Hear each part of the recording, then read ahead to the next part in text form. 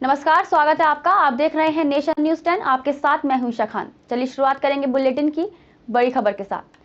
आयकर विभाग ने मंगलवार को टैक्स को लेकर कथित गड़बड़ी की जांच के तहत दिल्ली और मुंबई में बीबीसी के दफ्तरों और 2 अन्य संबंधित स्थानों पर 10 घंटे से ज्यादा समय तक सर्वे ऑपरेशन चलाया। अधिकारियों ने ये जानकारी दी। बीबीसी की तरफ से 2 पोर्ट वाले डॉक्यूमेंट्री इंडिया द मोदी के को प्रसारित करने के कुछ सप्ताह बाद ये औचक कार्रवाई हुई। इस सर्वे को लेकर भारतीय जनता पार्टी और विपक्षी दलों के बीच तीखी राजनीतिक बहस शुरू हो गई है। विपक्ष ने इस कदम की जहां निंदा की है, वहीं भाजपा ने बीबीसी पर भारत के खिलाफ जहरीली रिपोर्टिंग करने का आरोप लगाया है।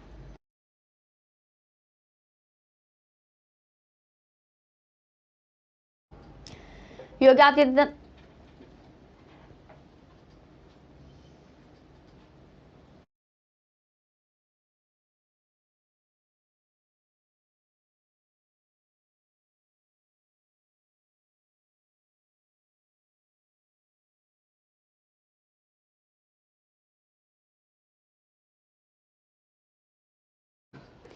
योगी आदित्यनाथ सरकार की कैबिनेट मीटिंग्स में फैसला लिया गया कि इस साल गन्ने की कीमत में कोई बढ़ोतरी नहीं की जाएगी। बता दें, वित्त मंत्री सुरेश खन्ना ने इस संबंध में जानकारी दी है। पिछले साल के रेट पर ही इस साल भी गन्ने की खरीद दी जाएगी।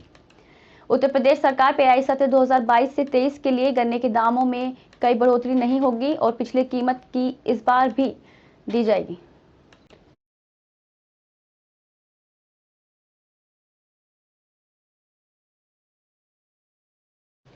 हरियाणा के यमुनानगर में एक फर्नीचर की दुकान में भीषण आग लग गई। आग इतनी भयंकर लगी कि आसपास धुआं ही धुआं हो गया। मौके पर दमकल टीम पहुंची और आग पर काबू पाया गया। वहीं पुलिस ने मौके पर पहुंचकर मामले का जायजा लिया। बता दें, आग लगने का कारण अभी स्पष्ट नहीं हो पाया है। आग लगने से लाखों के नुकसान का अनुमान लगाया जा रहा है।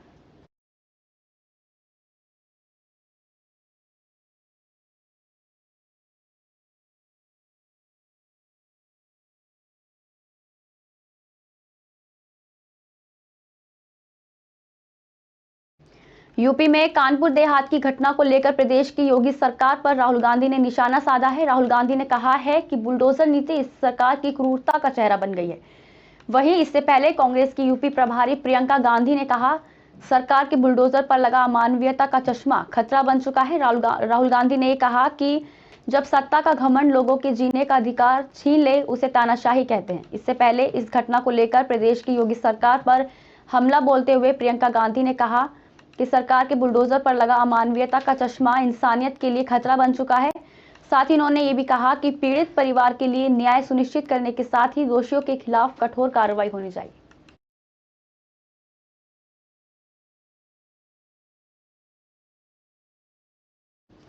राष्ट्रीय स्वयंसेवक संघ के प्रमुख मोहन भागवत ने कहा, दुनिया के अच्छे देशों के पास ढेर सारे विचार हैं और एक विचार या एक व्यक्ति किसी देश का बना या बिगाड़ सकता है। वे यहां राजरत्न पुरस्कार समिति की ओर से आयोजित पुरस्कार समारोह में बोल रहे हैं। भागवत ने कहा, एक व्यक्ति, एक विचार, एक समूह, एक विचारधारा किसी देश को बना या बिगाड़ सकती है। नागपुर के पूर्व शाही घराने भी भोसले परिवार के बारे में उन्होंने कहा, ये परिवार संघ के संस्थापक के बी हेडगावर के समय से आरएसएस से जुड़ा था। भागवत ने कहा, छत्रपति शिवाजी महाराज ने स्वराज की स्थापना की है और दक्षिण भारत को अपने समय में अत्याचारों से मुक्त कराया है।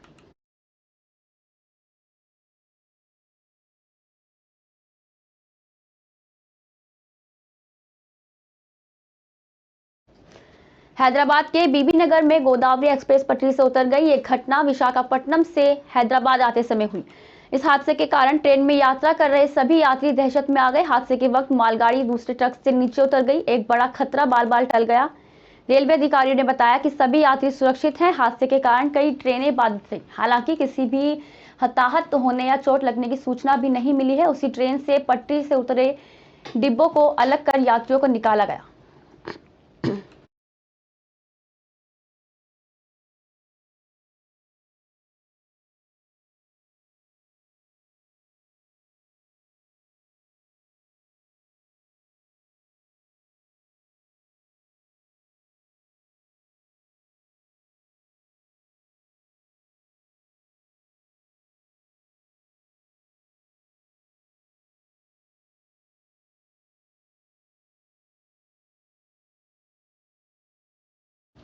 असम सरकार ने मंगलवार को एक विज्ञापन जारी करके भीमाशंकर नाम का देश छठा ज्योतिर्लिंग असम में होने का दावा किया है। बता दें, महाराष्ट्र कांग्रेस ने इस पर तीव्र आपत्ति लेते हुए शताब्दियों से हिंदू आस्था के केंद्र रहे ज्योतिर्लिंग उड़ा ले जाने का आरोप असम की बीजेपी सरकार पर लगाया है।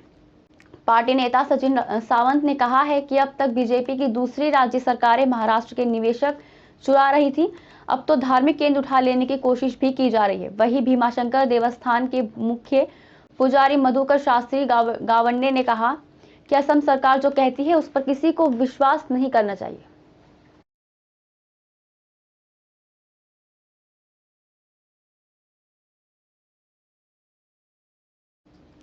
जम्मू कश्मीर के पुलवामा में हुए आतंकी हमले को 4 साल पूरे हो गए हैं। आज लक्सर के युवाओं और स्थानीय लोगों ने कैंडल मार्च निकालकर पुलवामा अटैक में शहीद हुए जवानों को भावपूर्ण श्रद्धांजलि दी। नगर के ओवरब्रिज से शुरू हुई इस कैंडल मार्च में बड़ी संख्या में स्थानीय युवा और स्थानीय निवासी शामिल हुए। पूरे नगर में भारत माता की जय और वंदे मातरम जैसे देशभक्ति नारों के साथ कैंडल मार्च निकाला गया। इस दौरान यात्रा निकाल रहे लोगों ने कहा कि जम्मू कश्मीर के पुलवामा ने हुए आतंकी हमले में देश के 40 वीर जवानों ने अपनी शहादत दे दी थी। देश की रक्षा में उनके इस योगदान को कभी भुलाया नहीं जा सकता और आज कैंडल मार्च निकालकर उन्होंने वीर शहीदों को श्रद्धांजलि अर्पित की। उनकी जान जो न्योछावर हुई उसके लिए हमने एक कैंडल मार्च निकाला है, जिसमें हमारे सभी भाइयों ने हमारा सहयोग है और उनकी जान की कुर्बानी को देखते हुए जो हमने कैंडल मार्च निकाला है उनको भावपूर्ण श्रद्धांजलि दी है हमने। और जो आतंकी हमला हुआ था उसमें जो 40 जवान शहीद हुए थे 2019 में, उनको हमारी तरफ से बहुत बहुत शत नमन, जिन्होंने हमारी देश की रक्षा करते हुए अपनी जान न्योछावर की। अगर हमारी ज़रूरत पड़ी हम भी अपनी जान उसी तरह न्योछावर कर देंगे इस देश के लिए। शहडोल में पुलिस थानों की व्यवस्थाओं से परेशान महिला की एक ऐसी तस्वीर सामने आई है जो कि पुलिस के चेहरे पर तमाचा मारती है। महिला अपने घायल पति को पीठ पर लादकर एसपी ऑफिस पहुंची। जमीनी विवाद के चलते उसके पति पर कुछ लोगों ने जानलेवा हमला किया। घायल पति को पीठ पर लादकर कई किलोमीटर का सफर तय कर न्याय मांगने महिला एसपी के पास पहुंची।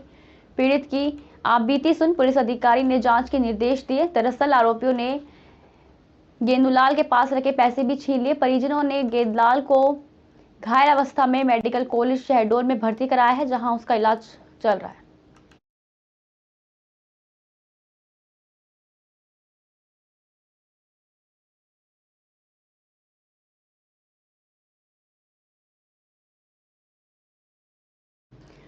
खबर सहारनपुर से है, जहां गुमशुदा मासूम जिसका नाम मोहम्मद एहसान, पिता का नाम जमशेद है, उसकी उम्र 15 साल बताई जा रही है, जो बृहस्पतिवार 9 फरवरी 2023 सुबह 10:15 पर दिल्ली शाहदरा स्टेशन से लापता हो गया था, जो देवबंद जिला सहारनपुर का रहने वाला है। बता दें, जिसकी तलाश की जा रही है।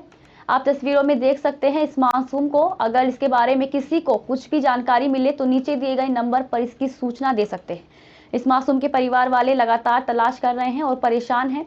आप सबकी और हमारी एक पहल इस मासूम को इसके परिवार से मिला सकती है। नंबर है 9058683126 8533843052।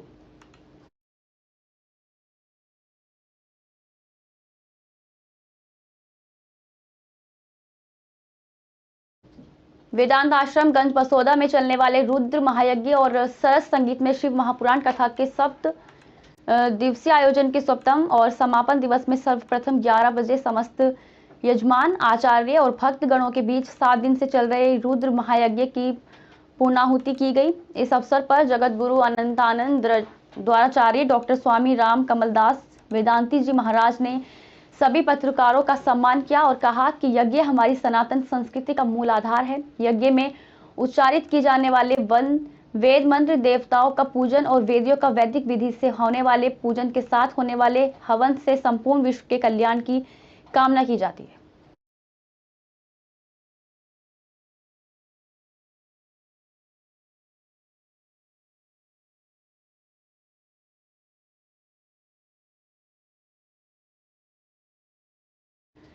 खबर विदिशा के शमशाबाद राष्ट्रीय दल की मान्यता के बाद आम आदमी पार्टी का मनोबल काफी बढ़ा हुआ है। पार्टी ने पूरे देश में अपने पैर पसारना शुरू कर दिया है। आम आदमी पार्टी के राष्ट्रीय संयोजक अरविंद केजरीवाल पहले ही ये स्पष्ट कर चुके हैं कि उनका अगला लक्ष्य मध्य प्रदेश, जिसके तहत उन्होंने अपनी पार्टी के रणनीतिकार, राष्ट्रीय महामंत्री, संगठन राज्यसभा सदस्य संदीप पाठक को मध्य प्रदेश की कमान सौंपी है। संदीप पाठक कभी बड़ी चैंपियन टीम के साथ मध्य प्रदेश में कमान संभाल चुके हैं। 2023 में होने वाले विधानसभा चुनाव के लिए पार्टी तेजी से सक्रिय है और पूरे प्रदेश में विधानसभा कार्यकर्ताओं का प्रशिक्षण किया जा रहा है। जिले की सभी विधानसभाओं की तहत तरह शमशाबाद में टीम केजरीवाल द्वारा प्रशिक्षण दिया गया।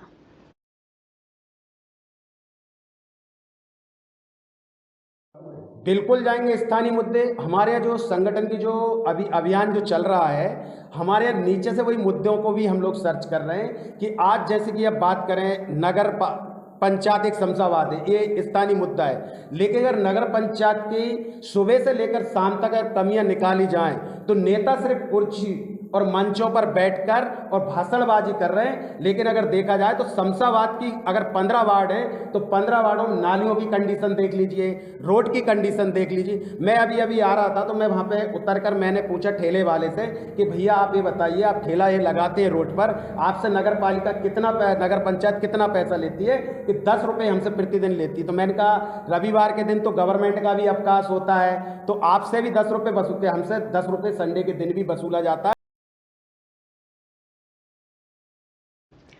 रामानुजगंज नगर पंचायत क्षेत्र के अंतर्गत वार्ड नंबर 13 में पहाड़ी पर बकरी चराने गया 16 साल का नाबालिग सोनू आयाम ज्वलनशील पदार्थ की चपेट में आकर बुरी तरह से झुलस गया, जिसे रामानुजगंज सामुदायिक स्वास्थ्य केंद्र लाया गया, जहां प्राथमिक उपचार के बाद चिकित्सकों ने बेहतर उपचार के लिए अंबिकापुर मेडिकल कॉलेज अस्पताल रेफर किया। चिकित्सकों के मुताबिक सोनू आयाम का 40 से 50% तक जल चुका है। वहीं इस घटना में अजय कोरवा नाम के युवक का हाथ भी आंशिक रूप से झुलस गया है। फिलहाल उसकी स्थिति सामान्य है। पहाड़ी है, लामी पहाड़ी करीब यहाँ से थाना से करीब 3.5 किलोमीटर दूर पड़ता है।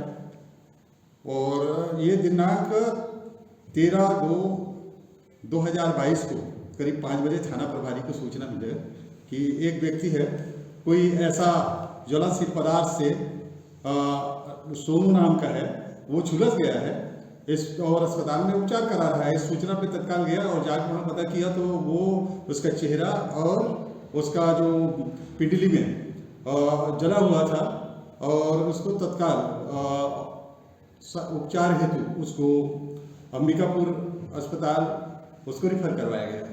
अभी अस्पताल में उसका उपचार चल रहा है। आज के लिए बस इतना ही। देखते रहिए नेशन न्यूज़ 10।